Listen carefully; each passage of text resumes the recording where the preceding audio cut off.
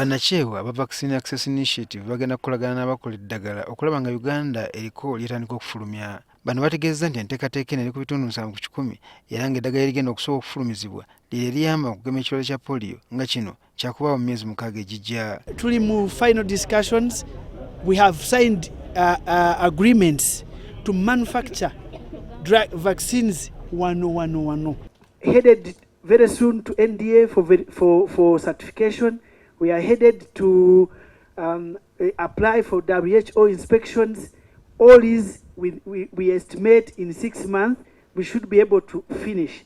Entekateeka ey'okugema abantu eya The Vaccine Access Initiative etongozeddwa Ssaabaminisita Robinah Nabbanja olwaleero ng'esobola okuyitibwamu okugema abantu 14 buli lunaku ssaako okutereka eddagala eriweza obukadde 15. Ffe tulina National Medical Stores naye oluusi tezimala kakati ate n'okutuyambako okugema. Ba Pfizer bajja wano, aba Sinovac nabo babadde wano last week but one ne bagamba nti infrastructure etuuse era etuukanganye n'omutindo okukola ki okulaba nti egema abantu.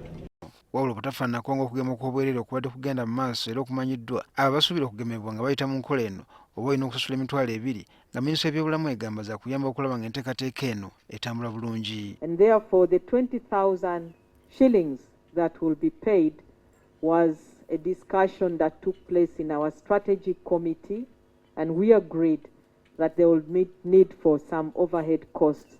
Kinajjukira nti guno sigwa mulundi ogusoose nga Uganda esinya ku ky'okukola eddagala.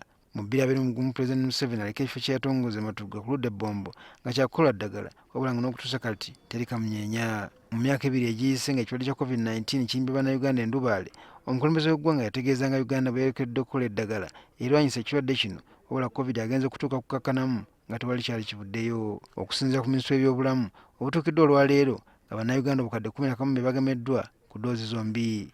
Gavumenti ezeekunga bannayuganda okujjumbira okwegemesa ng'erimu ku makubo omunayita okulwanyisa endwadde. Twagala okulaba nga bannayuganda bangi bagemwa tusobole okuvuunuka ekizibu kye tulimu kino. As to whether we shall have the first vaccine manufactured in the country depends on how fast we can have technology transfer, but also how fast the scientists can do their work.